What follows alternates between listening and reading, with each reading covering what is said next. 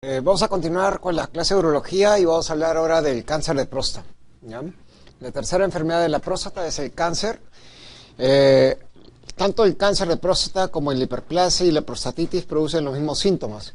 Producen los síntomas irritativos, urinarios, que es disuria, poliaquiuria, urgencia, igual que los problemas obstructivos urinarios, el chorro delgado, intermitencia, goteo posmiccional, retención urinaria. El cáncer de próstata y la hiperplasia ocurre en personas de tercera edad a partir de los 50 años y la prostatitis puede ocurrir en personas jóvenes, adultas y de tercera edad, ¿no? Entonces vamos a hablar primero del cáncer de próstata. Cuando hablamos del cáncer de próstata estamos hablando de un cáncer que tiene factores de riesgos. Y el factor de riesgo más importante es el factor hormonal, que tiene que ver con la testosterona. El cáncer de próstata también crece con la hormona testosterona igual que el HDP. Otro factor de riesgo que vamos a hablar después es la dieta, especialmente la dieta rica en grasas, el colesterol animal. Y este colesterol animal generalmente también incrementa en las personas de obesidad el riesgo de tener cáncer de próstata. El factor genético está asociado también con cáncer de próstata. Normalmente el factor genético está asociado con el factor hereditario, está asociado con el cromosoma 1. Entonces, cuando un paciente tiene familiares con cáncer de próstata, tiene más riesgo de tener cáncer que la población normal. La raza negra es la que tiene mayor incidencia de cáncer y mientras más edad tenga el paciente, mayor posibilidad de tener cáncer de próstata. Entonces vamos a hablar de cada uno de estos factores. El primer factor es el factor hormonal y cuando nosotros tenemos un cáncer de próstata, el cáncer de próstata generalmente cuando está en estadios terminales, encontramos que si le quitamos la testosterona, se produce la apoptosis celular. ¿Qué cosa es la apoptosis celular? Es la muerte celular de, entre comillas, de una célula inmortal. La célula cancerosa generalmente se reproduce en forma indefinida y nosotros cuando tenemos un cáncer de próstata que le quitamos la testosterona, se induce la apoptosis haciendo que la célula muera. Entonces, ese es, entre comillas, lo que produciría realmente quitarle la testosterona a los pacientes que tienen cáncer de próstata de estadios avanzados. Cuando nosotros vemos el cáncer de próstata, nosotros veíamos que las personas que eran castradas o los eunucos, realmente, o que aquellas personas que no tenían el desarrollo del testículo en forma adecuada y no producían testosterona, esas personas tenían también menor incidencia de cáncer de próstata, ¿ya? En la dieta rica de grasas, especialmente el colesterol animal, aumentaba el riesgo de tener cáncer de próstata. ¿Y qué tendría que ver, cómo se halló la dieta con el cáncer de próstata? Se encontró que, por ejemplo, en países asiáticos como el Japón, tenía menor incidencia de cáncer y cuando esa población migraba a Estados Unidos y cambiaba su dieta, aumentaba de peso, que empezaba a comer las frituras, las grasas y aumentaban de peso, esa población aumentó el riesgo de tener cáncer de próstata. Entonces, la grasa tiene relación con el cáncer de próstata. ¿Y qué tendría que ver la grasa con el cáncer? El colesterol principalmente. El colesterol es el precursor de los esteroides, ¿ya? Y uno de los esteroides es la testosterona. Cuando nosotros ingerimos colesterol, el colesterol a través de unas enzimas del citocromo P450 va a convertir el colesterol en testosterona. Entonces, aquellas personas que tengan mayor cantidad de colesterol animal, principalmente, tendrían mayor riesgo de tener mayor cantidad de testosterona y esa mayor testosterona produciría la posibilidad de tener mayor incidencia de cáncer de próstata. Otro factor de riesgo se ha encontrado con el cadmio. El cadmio generalmente se encontraba en la batería de los carros y ese cadmio, gente en Centroamérica como en Jamaica, la gente botaba las baterías a los ríos y la gente se contaminaba con el cadmio al ingerir el agua de los ríos. Y se encontró que esas poblaciones de Centroamérica se incrementó en la incidencia de cáncer de próstata, ¿ya? Cuando nosotros vemos deficiencia de vitamina A y D, también se ha encontrado riesgo de tener cáncer de próstata, un incremento del cáncer de próstata. Deficiencia de vitamina A y D. ¿Qué cosa nos protege contra el cáncer?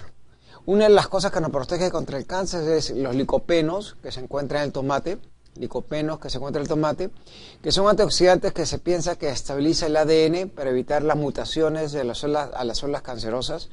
También se ha encontrado el zinc y el selenio como protectores contra el cáncer de próstata. Entonces, esos dos oligoelementos, como el zinc y el selenio, también se piensa que estabilizan el ADN para que las células no muten a una célula cancerosa. Entonces, tenemos factores en la dieta que aumentan el riesgo de tener cáncer, el colesterol, el cadmio, la deficiencia de vitamina A y D, y factores que nos protegen contra el cáncer, como es el selenio, el zinc y los licopenos. Cuando hablamos del factor genético, estamos hablando del factor familiar. Cuando un paciente se chequea de la próstata, debe chequearse a partir de los 50 años, pero cuando un paciente tiene familiares con cáncer, tiene que chequearse a partir de los 40 años. 40 años. Cuando un paciente tiene familiares con cáncer, si tiene un familiar con cáncer, su riesgo de tener cáncer es 2 veces más que la población normal. Pero si tiene 2 familiares con cáncer de próstata, su riesgo aumenta a 5 veces. Y si tiene 3 familiares, su riesgo aumenta a 11 veces más que la población normal. O sea, ¿qué quiere decir? Que el factor genético es muy importante.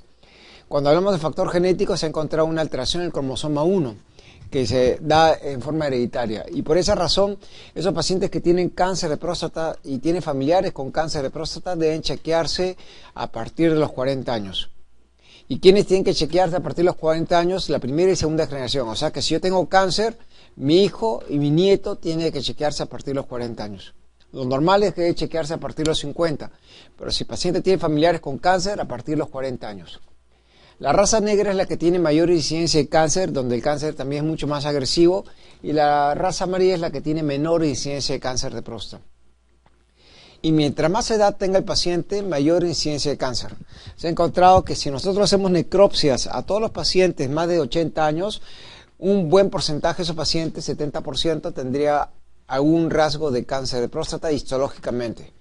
Pero lo que ocurre es que estos pacientes no mueren por cáncer de próstata porque el cáncer de próstata tiene un crecimiento muy lento. ¿Cuánto demora en duplicarse la célula cancerosa? 420 días. Entonces, ¿qué quiere decir? Que si un paciente que tiene un estadio 1 de cáncer de próstata, para que pase a un estadio 4, puede demorar de 10 a 15 años. Si el paciente tiene 80 años, en un estadio 1, para que muera por cáncer, tendría que vivir más de 95 años, ¿ya? O 90 o 95 años. Por esa razón que estos pacientes no mueren por cáncer de próstata, sino mueren posiblemente por un infarto, una neumonía, un accidente de tránsito o un ACV, y no por el cáncer de próstata. Y por esa razón estos se denominan los cánceres latentes de cáncer de próstata.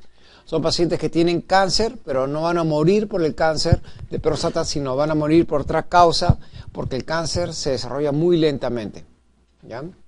Especialmente los pacientes que tienen más de 70 años. Entonces, cuando hablamos del cáncer de próstata, tanto en el Perú como en Estados Unidos, es la segunda causa de cáncer en los hombres. Normalmente Estados Unidos tiene una tasa alta de 50 casos por 100.000 habitantes, nosotros tenemos una tasa promedio de 12 casos por 100.000 habitantes, ¿no? La diferencia es que en Estados Unidos la mayoría de los diagnósticos es diagnósticos tempranos, mientras nosotros tenemos los diagnósticos tardíos, ¿ya? Porque la mayoría de los pacientes no se chequean con el PSA ni con el tacto rectal. Entonces McNeil dividió la próstata de acuerdo a qué parte de la próstata originaba cáncer. Dividió la próstata en 5 zonas. La zona verde, que es la zona periférica, que constituye el 70%. La zona azul, que es la zona central, que forma el 20-25% de la glándula. La zona roja, que forma el 10 a 15%. La zona que rodea la uretra, la zona periuretral, que forma el 1%, y la zona fibromuscular. La zona fibromuscular es tejido conectivo, no es glándula. Y cuando hacen ustedes un tacto, van a palpar su próstata generalmente a este nivel, cuando hacen un tacto rectal. Y la zona que principalmente van a palpar es la zona verde, que es la zona periférica, que constituye el 70% de la glándula. Cuando nosotros vemos cuál es la parte más importante que origina el cáncer, la zona más importante es la zona periférica, que es la que ustedes palpan con el tacto rectal. El cáncer de próstata se desarrolla un 70% en los casos de los pacientes que tienen cáncer, 70% en la cápsula, en la zona periférica. La segunda zona que origina cáncer es la zona de transición. La zona transicional no solamente origina la hiperplasia, sino puede originar el 20-25% de los cánceres de próstata. Entonces, la zona transicional también puede originar el cáncer de próstata de un 20-25%. Y la tercera zona que puede originar cáncer es la zona central, de un 10 a 15%. Pero la zona más importante para originar cáncer de próstata es la zona periférica, 70%. ¿Ya? 70%.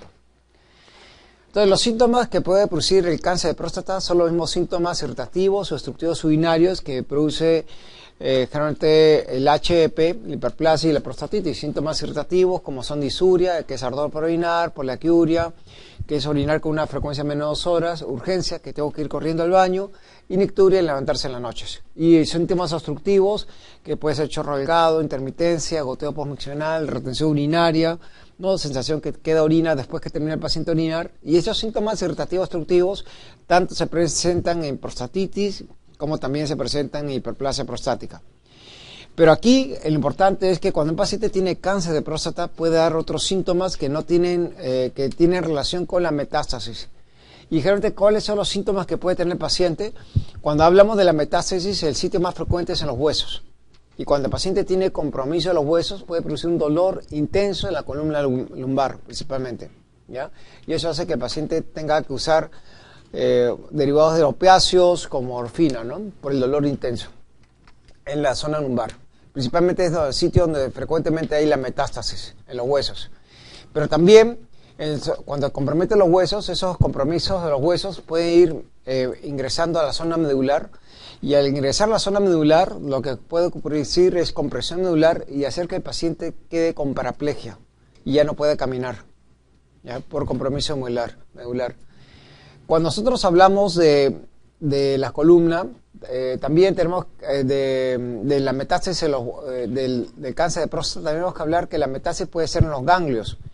Y los ganglios que se convierten son los ganglios pélvicos, los ganglios que están justamente con los vasos ilíacos. Cuando se comprometen esos ganglios, el paciente puede hacer linfedemas. ¿Ya? El linfedema. Entonces, se le hincha la pierna, puede ser uni o bilateral, linfedemas. ¿Ya?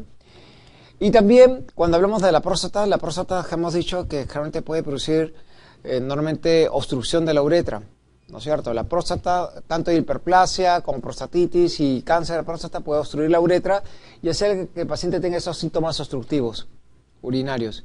Pero también el cáncer de próstata puede infiltrar los meatos ureterales. Y al infiltrar los meatos ureterales puede impedir que la orina caiga hacia la vejiga, porque el meato ureteral está siendo infiltrado, taponando la salida de la orina hacia la vejiga. Y cuando es bilateral, entonces, ¿qué va a ocurrir? Que la vejiga no va a llenarse con orina porque esos meatos están tapados por el cáncer de próstata.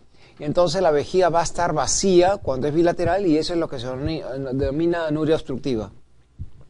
Obviamente estos casos, ambos casos, realmente lo va a encontrarse es la hidronefrosis. La hidronefrosis no solamente va a ser producido por la obstrucción de la uretra, sino también en los casos de cáncer de próstata porque los meatos ureterales pueden estar infiltrados por el cáncer de próstata, ¿ya? Y cuando están comprometidos los dos meatos, eso es lo que se denomina la anuria obstructiva, ¿ya? Entonces, ¿cómo hacemos el diagnóstico de cáncer? Hacemos con dos pruebas. Uno es el tacto rectal, y el tacto rectal normalmente debe ser blando, como la punta de la nariz, pero cuando es duro, como la mesa, ¿no? Dura, como la mesa, como una canica, eso es sospecha de cáncer. El tacto rectal tiene una sensibilidad de un 70%. 70% para hacer el diagnóstico de cáncer de próstata. Entonces tenemos que buscar otra prueba que nos ayude a buscar mayor sensibilidad de la prueba del tacto rectal, y esa prueba es el PSA. El PSA normalmente es una prueba de sangre, que normalmente debe ser menos de 4, pero cuando es más de 10 es sospecha de cáncer. Y la sospecha de cáncer cuando es más de 10 es de un 70%. Cuando juntamos el PSA con el tacto, la combinación de ambas pruebas da una sensibilidad de un 95%. Por esa razón que siempre tenemos que usar las dos pruebas, tacto y PSA. Si solamente hacemos PSA, hay 30% de error. O sea, ¿qué quiere decir? Que hay pacientes que pueden tener PSAs normales con cáncer de próstata y con tacto anormales. Por esa razón siempre tenemos que hacer ambas pruebas. Y cuando juntamos las dos pruebas, tacto rectal con el PSA, la sensibilidad llega a un 95%. ¿Ya? 95%. Ahora, ¿qué cosa es el PSA? Como le dijimos la vez pasada hablamos de que el PSA es una enzima que se produce en el semen por la glándula prostática y que esta enzima, su función es producir la liquefacción del esperma. Liquefacción quiere decir que el semen, que es como gelatina, cuando el hombre eyacula, con el tiempo y los minutos se vuelve acuoso y eso se llama liquefacción. Y ese es dado por algunas enzimas que tiene la glándula prostática. Y entonces una de las enzimas es el PSA. Ya es una glicoproteína que se encarga de producir la liquefacción del esperma. Esa enzima prácticamente se encuentra en el semen, pero hay una pequeña fracción que se va al torrente sanguíneo y es lo que nosotros usamos como PSA. ¿ya? En la sangre. Ahora, cuando nosotros hablamos del PSA, hemos dicho que el PSA normal debe ser menos de 4. Y cuando es más de 10, es sospecha de cáncer. Entonces hay un borderline que es el 4 a 10, que donde cuando nosotros tenemos un paciente que tiene tacto rectal sospechoso, lo que hacemos es biopsia. Y cuando tiene un PSA sospechoso, más de 10, también hacemos biopsia, cualquiera de las dos.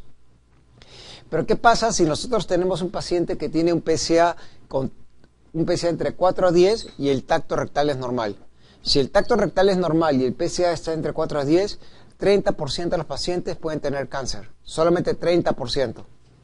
Entonces, 70% no lo tienen. Y entonces, para saber qué pacientes tienen que ir a biopsias prostáticas en ese 30%, tenemos que buscar una prueba que nos ayude a discernir cuáles son los pacientes candidatos para hacerse biopsia. Porque una biopsia tiene efectos colaterales, puede producir infección, sepsis, hematuria, rectorragia, ¿no? Y aparte del costo del procedimiento.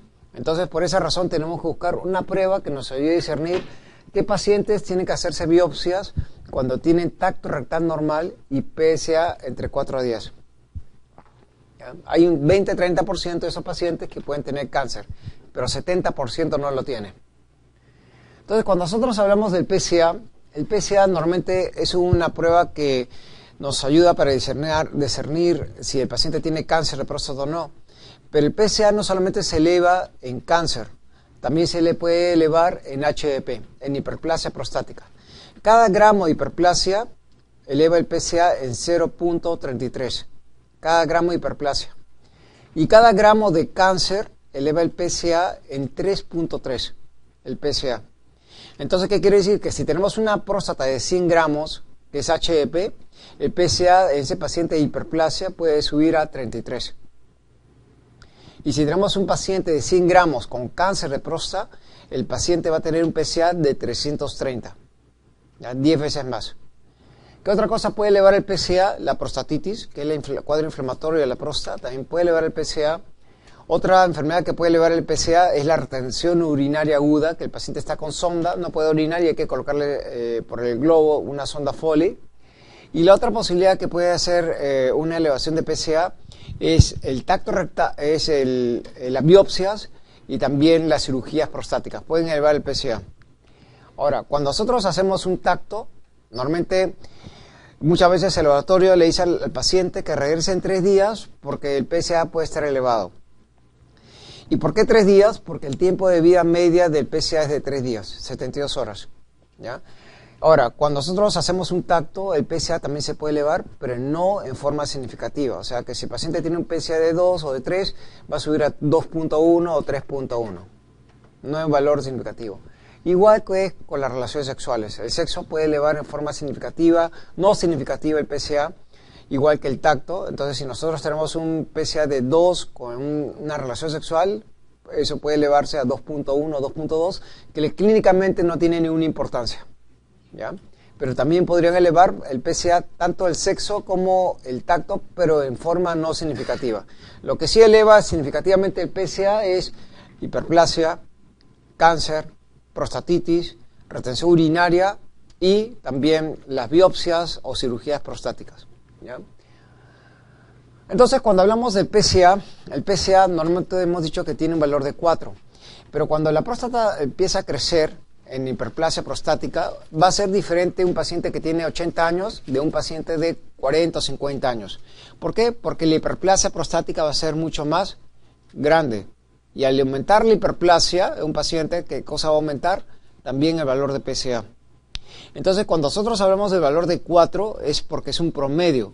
Pero si nosotros vamos por rango por edad, en los pacientes que tienen 40 a 49 años, obviamente la próstata va a ser mucho más pequeña que los pacientes que tienen 70, 80 años. Y eso hace que el valor de PSA sea menor. Entonces, para pacientes de 40 a 49 años, el valor normal debe ser hasta 2.5. Y para pacientes más de 70 años, hasta 6.5. Entonces, en promedio, nosotros hemos dicho que el PSA debe ser hasta 4. Pero por rango por edad, el PSA puede variar. Entonces, ¿qué pasa cuando tenemos este paciente que tiene un tacto rectal normal y el PSA está entre 4 a 10? ¿Qué hacemos con esos pacientes? Entonces, una de las cosas que podemos pedir es el rango de PSA por edad. Entonces, si nosotros tenemos un paciente de 70 años que el PSA está en 6, entonces si tiene 70 años y el PSA está en 6, podríamos considerarlo normal. Porque para ese grupo etario hasta 6.5 se puede considerar normal. Pero ¿qué pasa si nosotros consideramos a ese paciente de 70 años y el PSA está en 9 o en 8? Entonces ya se escapó del rango por edad del PSA. Entonces tenemos que buscar otra prueba que nos ayude a diferenciar qué pacientes tienen que hacerse una biopsia cuando tiene un tacto rectal normal y un PSA entre 4 a 10. La otra prueba que usamos es la velocidad del PSA por año. Cada año el PSA no debe variar más de 0.75, no más de 0.75. Entonces, si nosotros tenemos un paciente que tiene el año pasado un PSA de 3 y este año está en 6, ha subido 3 puntos, que es más de 0.75, tiene que ir a hacer la posibilidad de hacer una biopsia por la posibilidad de cáncer de próstata. ¿Ya? Cuando sube más de 0.75 por año. Pero ¿cuál es el problema acá? Que la velocidad, normalmente, para nosotros determinar la velocidad tenemos que saber el valor del PSA del año pasado.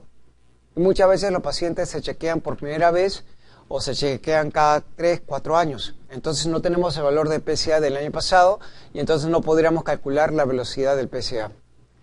Entonces, la otra prueba que se buscó para buscar qué pacientes tienen que hacerse biopsias cuando tienen un tacto rectal normal y PSA entre 4 a 10 era la densidad del PSA. ¿Qué cosa es la densidad del PSA?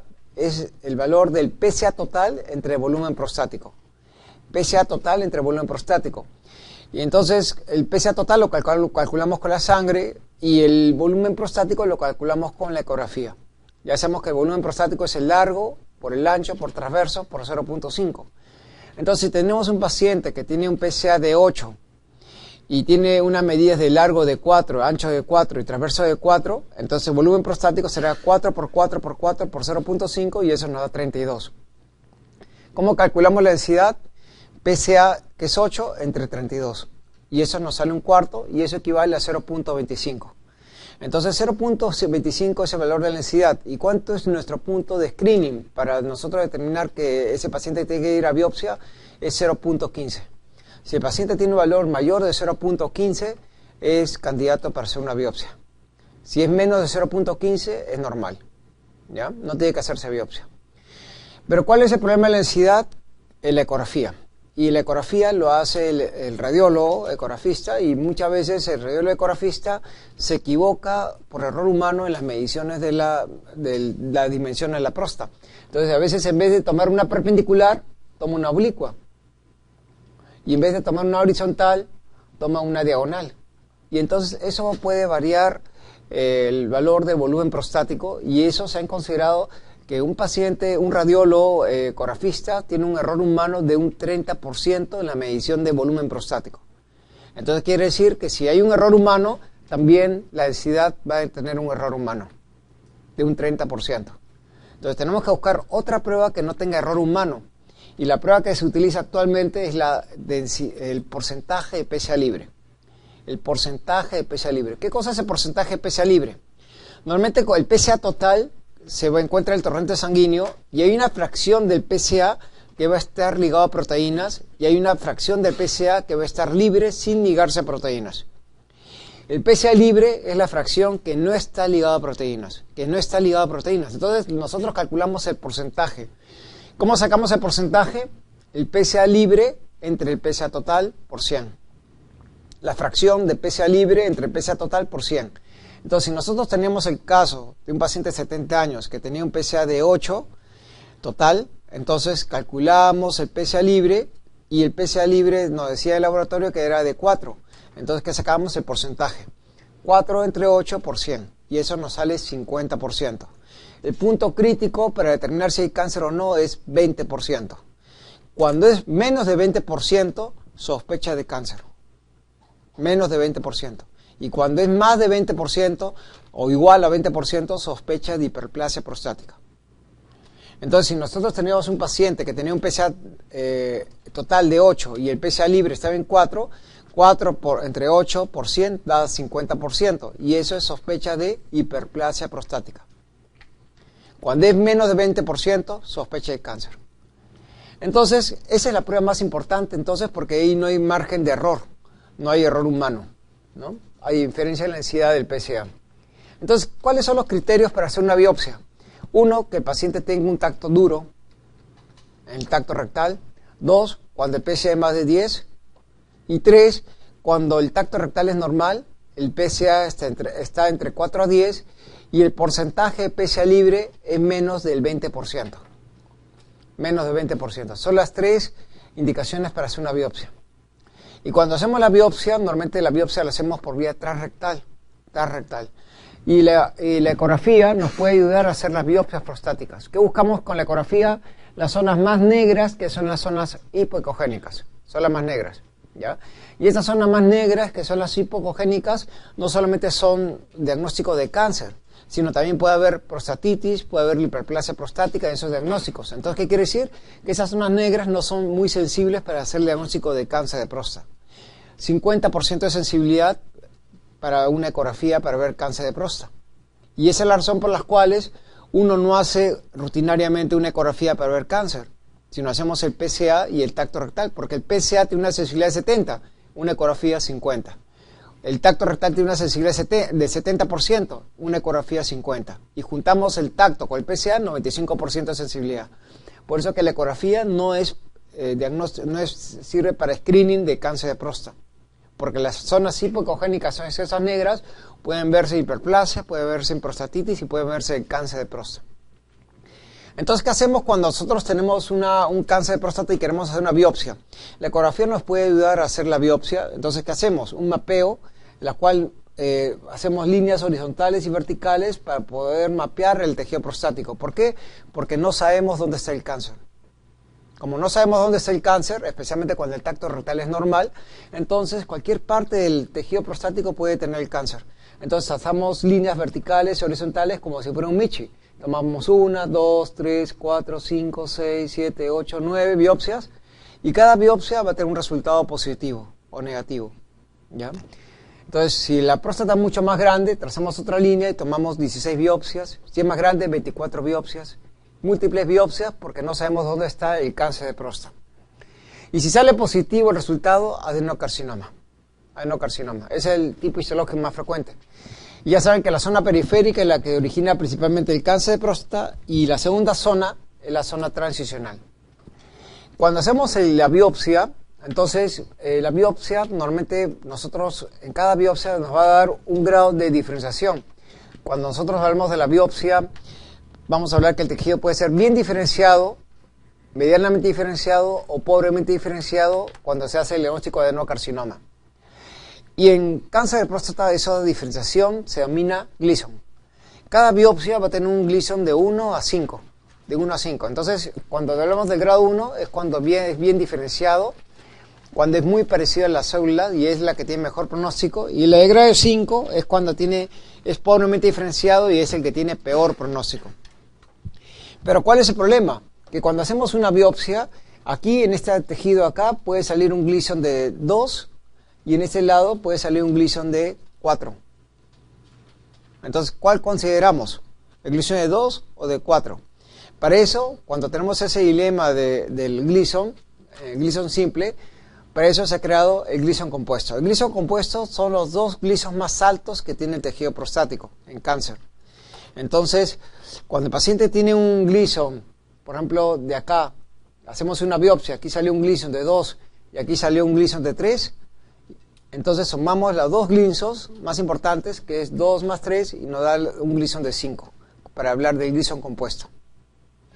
El Gleason simple es, cada biopsia tiene un Gleason, ese es el Gleason simple. Y el Gleason compuesto es la suma de los dos Gleasons más importantes de todas las biopsias que hemos hecho, de las 16, 9, 20 biopsias que hemos hecho del tejido prostático.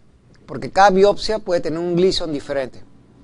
Entonces, cuando tenemos un Gleason de 2 a 4, es cuando hablamos de que es bien diferenciado, o sea, mejor pronóstico. De 5 a 7, medianamente diferenciado, y de 8 a 10, pobremente diferenciado, es el que tiene peor pronóstico, ¿ya? ¿Y por qué comienza con 2? Porque si nosotros hacemos una biopsia, y esta biopsia tiene un Gleason de 1, ¿no? Entonces, y es la única biopsia que salió positivo, entonces para hablar del Gleason compuesto, esa única biopsia se multiplica por 2. Entonces sería 1 más 1, 2. Si tenemos una sola biopsia positiva, que salió positivo y tiene un Gleason de 3, entonces lo que hacemos es duplicar ese resultado con un valor de 3 más 3, que sería 6, para homogeneizar el Gleason compuesto. ¿Ya? Cuando ustedes hablan del resultado de los Gleasons, normalmente le van a dar siempre el Gleason compuesto. Pero ya saben que el Gleason compuesto es la suma de las dos biopsias más importantes, que son los dos resultados más altos de Gleason. ¿Ya? Donde el peor pronóstico es de 8 a 10. Cuando hablamos del cáncer de próstata, el cáncer de próstata tiene estadios y el estadio es el estadio TNM. N es el tumor regional, N son los ganglios y M metástasis. ¿Ya? Metástasis es en los huesos, principalmente. Los ganglios son los ganglios pélvicos, que están juntamente con los vasos ilíacos. Y T es el tumor regional, cómo crece regionalmente el tumor. Entonces, cuando nosotros hacemos el estadio TNM, normalmente el estadio del cáncer de próstata coincide con el estadio T. O sea, ¿qué quiere decir? El estadio 1 va a ser el T1, NSRM0. Estadio 2 va a ser T2, NSRM0. Estadio 3, T3, NSRM0. Y estadio 4, cuando hay metástasis, cuando hay ganglios, o paciente tiene un estadio T4. Entonces vamos a hablar cómo es el estadio 1. El estadio 1 siempre es cuando el cáncer, el tracto rectal es normal. No se palpa nada. Y el cáncer está limitado al tejido prostático, pero no se palpa nada. El tracto rectal es normal. Y ese es estadio 1. Y como nosotros tenemos un tracto rectal normal y el PSA está normal, entonces ¿qué pensamos? Si el paciente está con sonda, ¿qué pensamos? Que el paciente tiene HDP, ¿no es cierto? Porque el tracto es normal y el PSA es normal. Y entonces pensamos que es HDP y si está con sonda lo operamos. Y cuando sacamos la pieza operatoria, el patólogo nos dice que hay cáncer de próstata. Entonces nosotros no sospechamos que tenía cáncer, fue por patología. Y por esa razón, este cáncer estadio 1 es lo que se denomina el cáncer de tipo incidental. Nosotros no sospechamos que el paciente tenía cáncer. Y cuando de toda la pieza operatoria encontramos que es menos del 5%, menos del 5% de la pieza operatoria es T1A. Cuando es más del 5%, T1B. Y T1C es cuando la biopsia, hacemos una biopsia porque el tracto rectal es normal, pero el PSA está en 11, digamos. El PSA está en 11, o de repente el PSA está en 8 y el porcentaje PSA libre está en menos de 20%.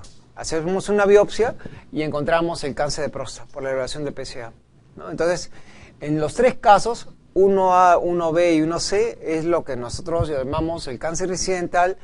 Y esos cánceres siempre el tracto rectal es normal. ¿Ya?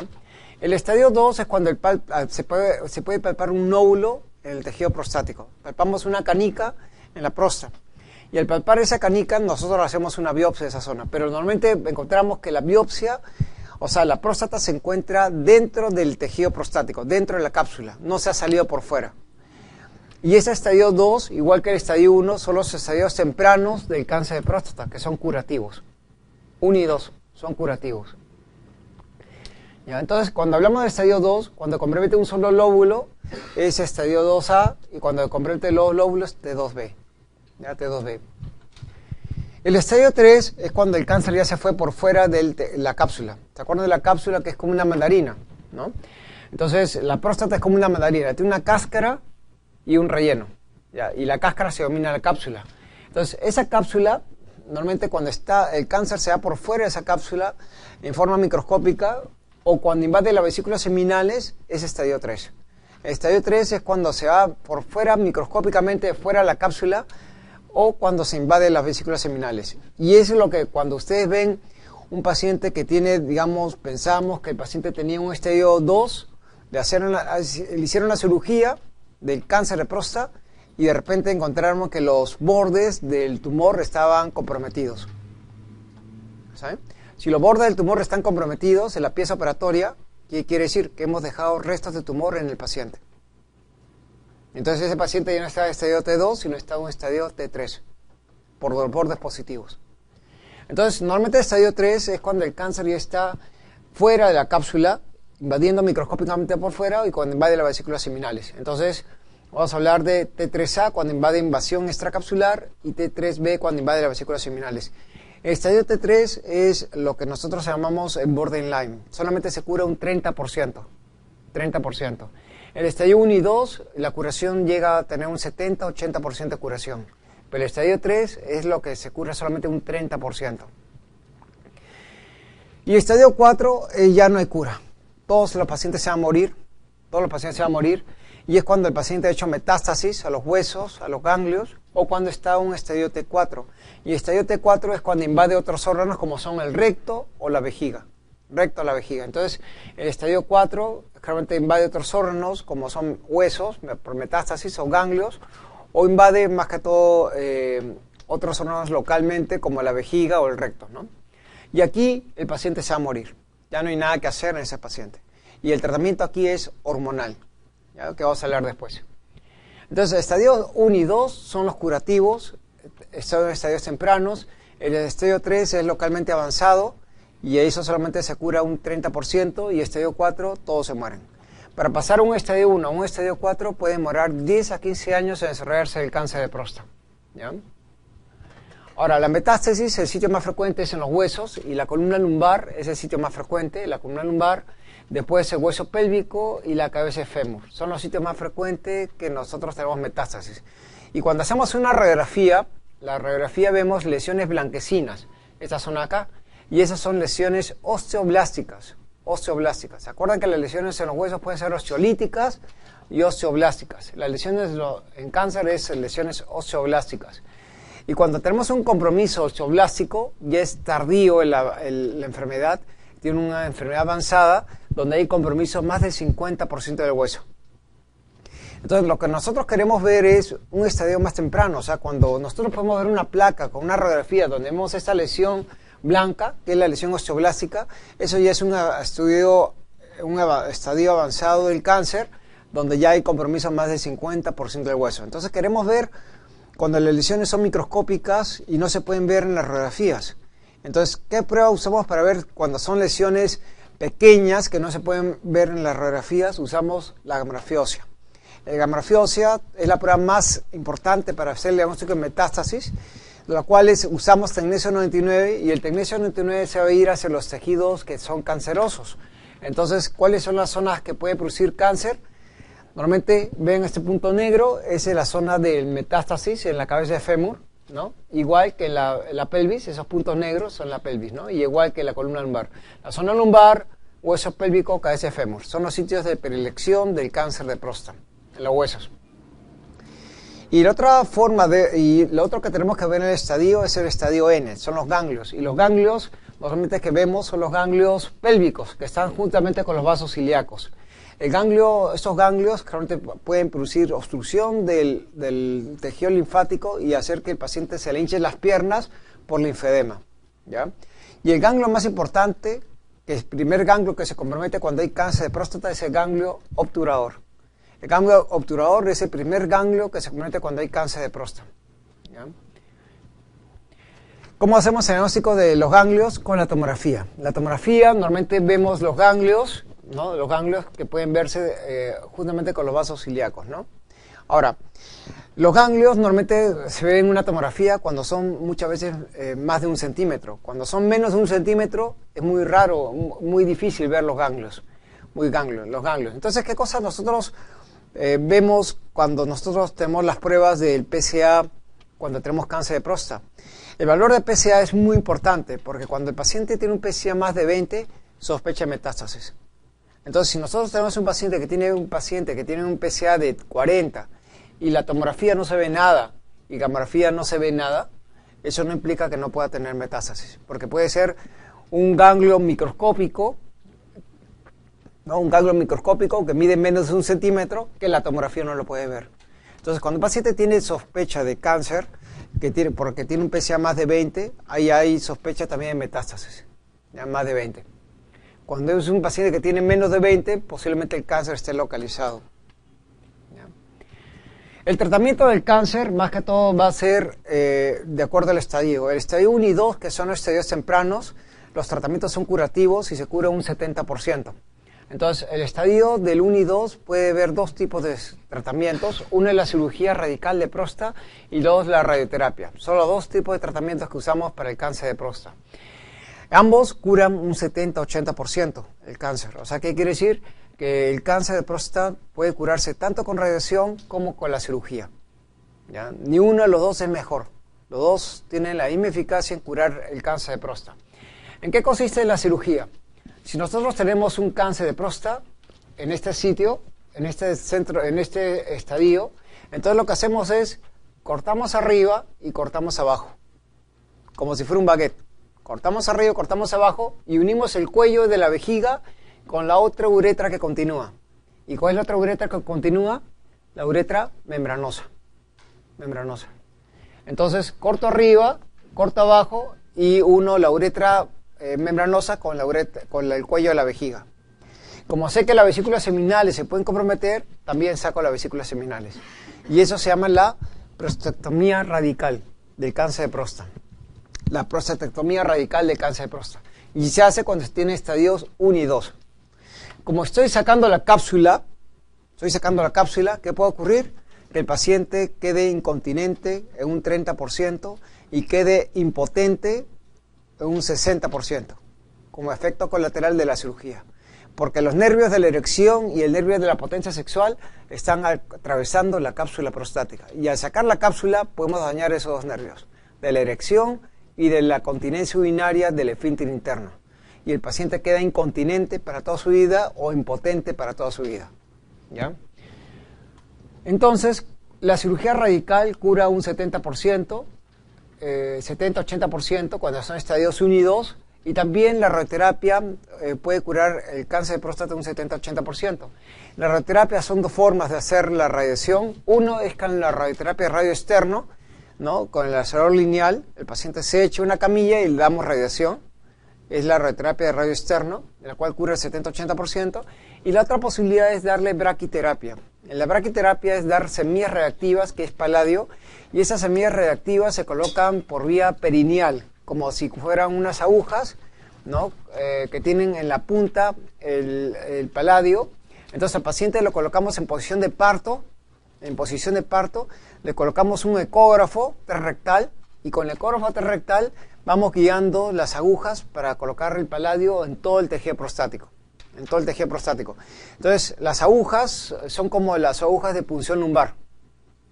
Esas agujas de la punción lumbar tienen en el extremo distal una semilla reactiva, que es el paladio. Entonces vamos colocando las agujas en toda la zona perineal, dirigiéndolo a través de la ecografía rectal para ubicar las semillas reactivas con paladio en todo el tejido prostático.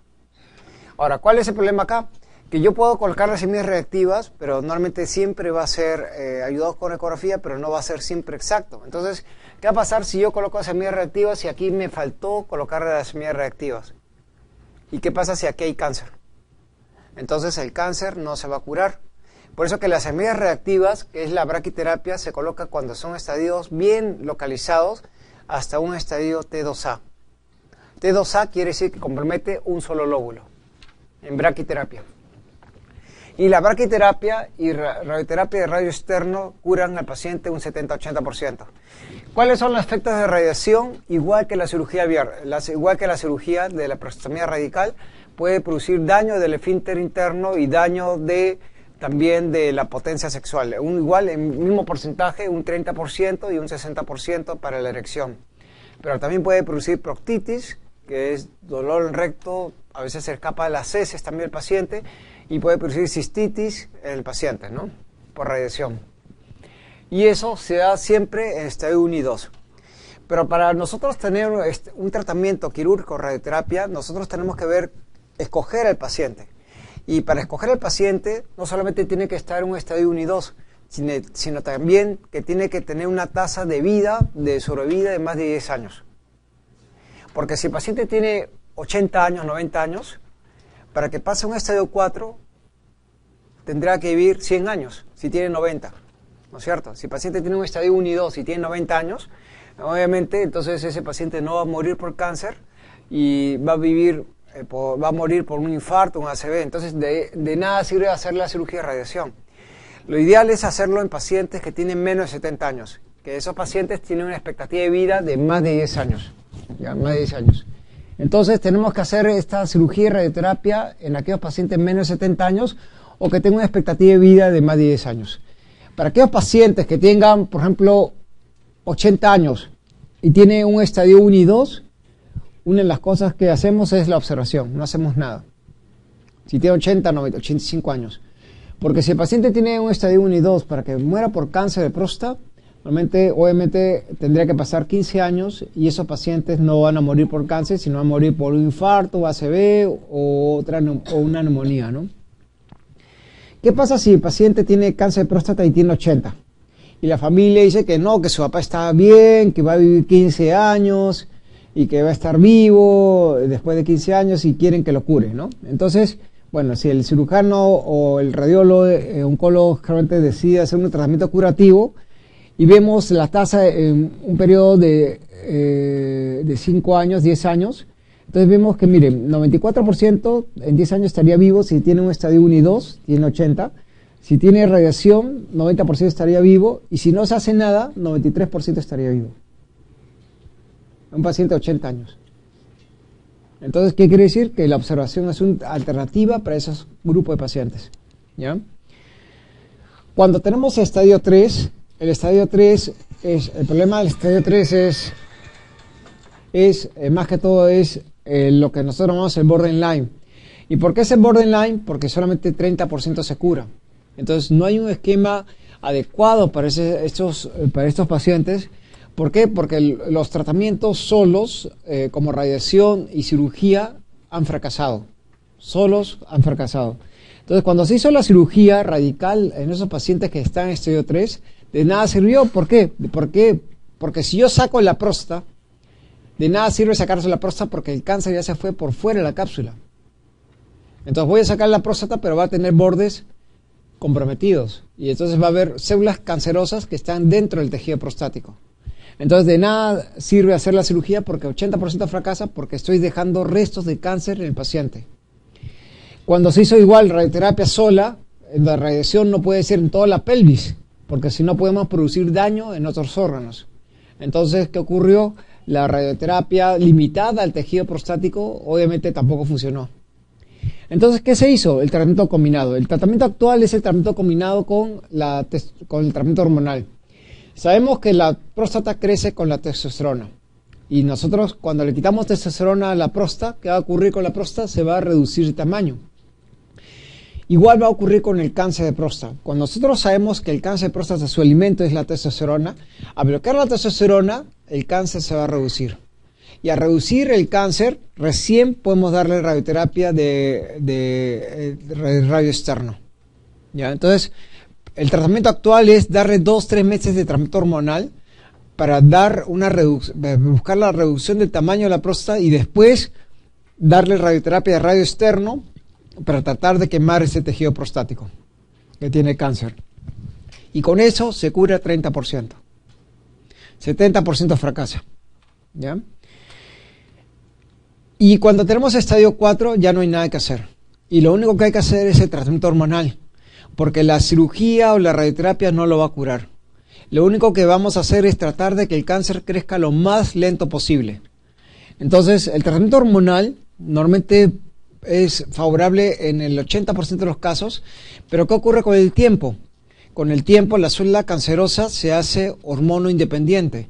¿Qué quiere decir? Que la célula muta, ya no necesita la testosterona que le hemos quitado y entonces el cáncer se hace resistente al tratamiento hormonal y el paciente es cuando va a morir.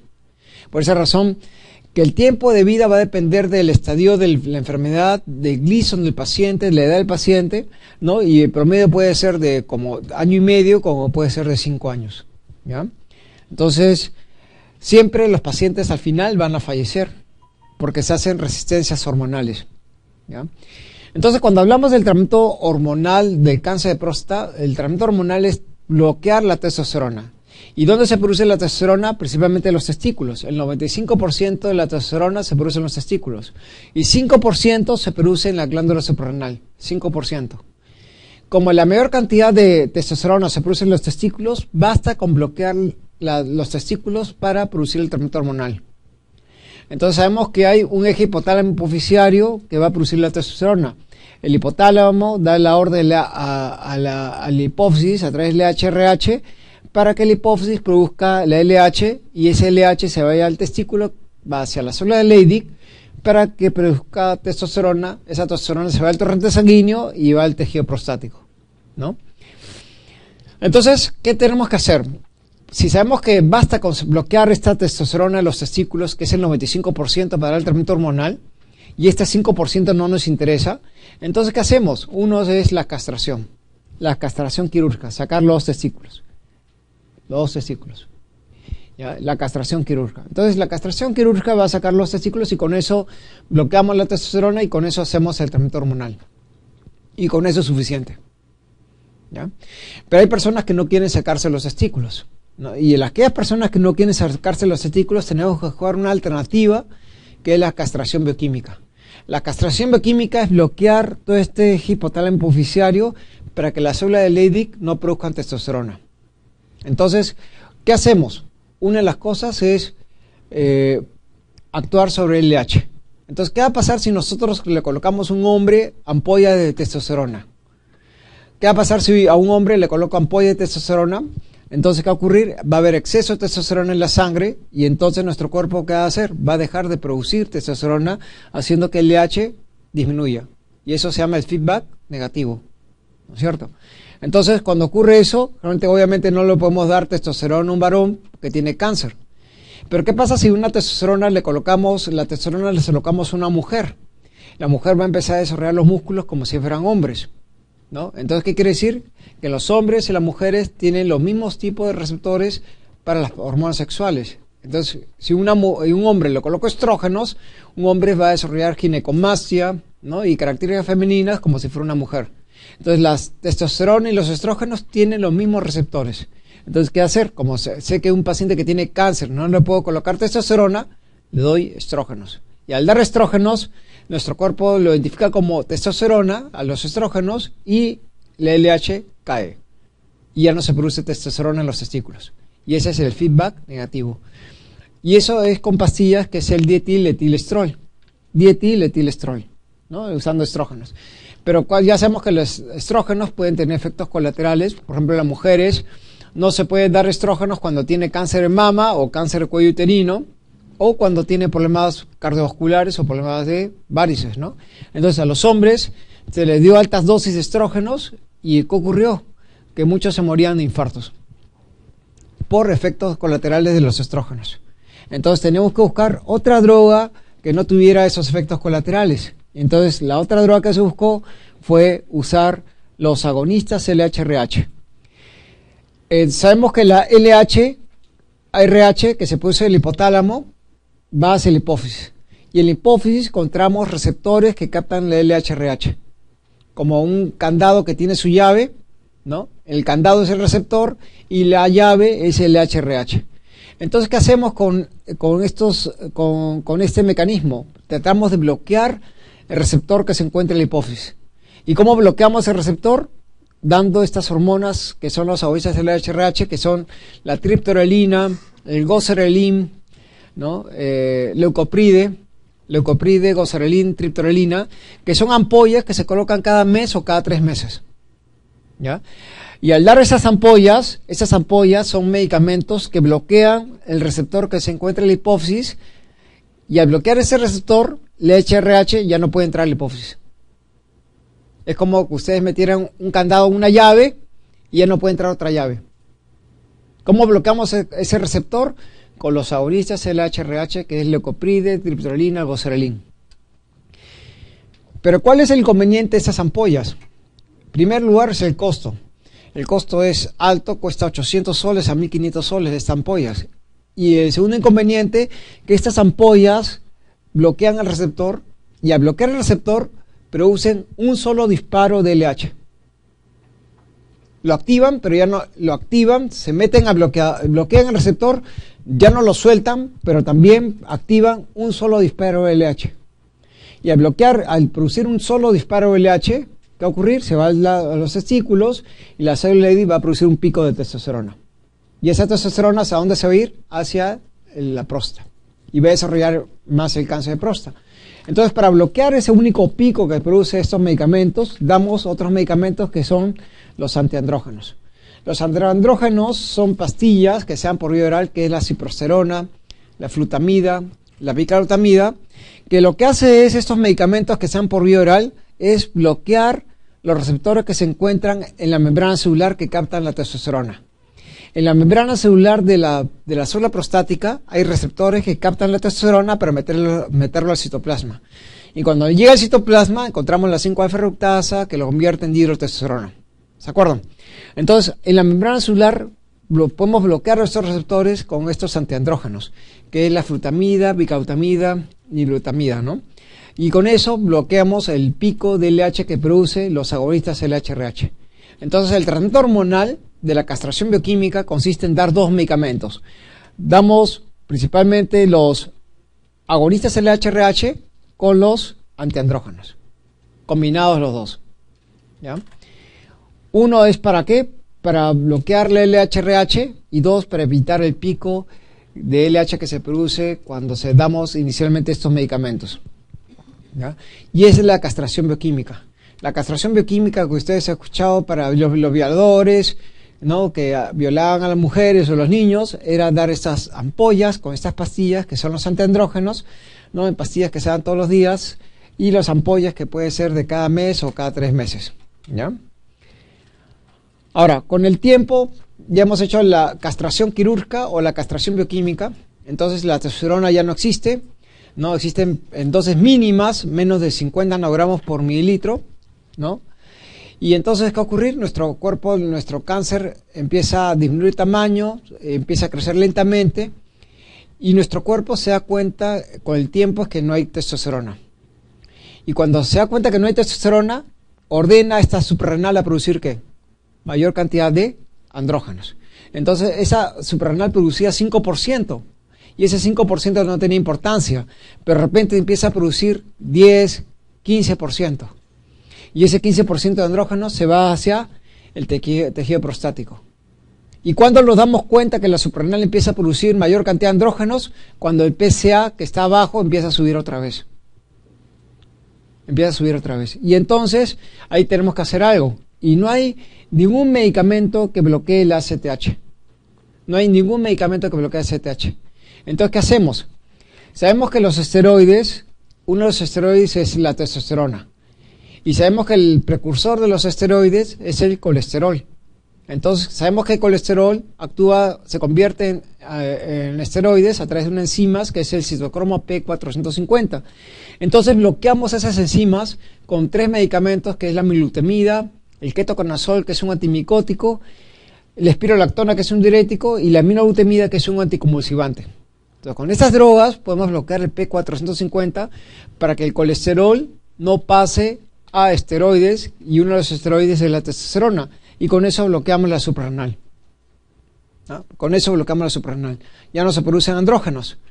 Pero entonces, ¿qué va a ocurrir? Cuando doy el ketoconazol, la espirolactona o la aminoglutamida y doy estos medicamentos, voy a bloquear el paso de colesterol a testosterona, que es lo que yo quiero.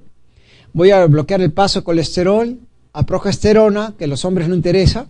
Voy a bloquear el paso de colesterol a estrógenos, que tampoco nos interesan a los hombres, y voy a bloquear el paso de colesterol a cortisol, ¿no? ¿Y qué va a pasar cuando bloqueo el cortisol?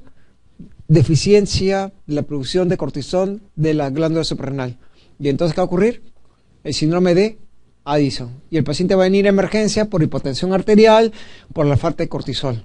Por eso que cuando damos estos medicamentos siempre asociamos con corticoides. Siempre con corticoides, ¿ya? Y eso es cuando hay una elevación ¿de quién? De la testosterona producida por la suprarrenal. Ahora, ¿qué va a pasar con el tiempo? Ya bloqueé esta hormona de la suprarrenal. El paciente tiene un PSA de 0.05, ¿no? Y pasan los años y de repente el PSA sube a 1, a 2, a 10, a 15, a 20. ¿Qué pasó ahí? Las células cancerosas empiezan a hacerse hormonas independientes, mutan, ya no depende de la testosterona y empiezan a crecer sin tener testosterona. Y entonces ahí es cuando el paciente va a morir, ¿ya? Y ya no hay nada que hacer. Entonces, cuando nosotros hablamos del tratamiento hormonal, igual que el caso de la cirugía, igual que el caso de la radioterapia puede tener efectos colaterales, Y una de las cosas es que como estamos quitando testosterona, va a haber disminución del libido sexual, impotencia del paciente, ¿no?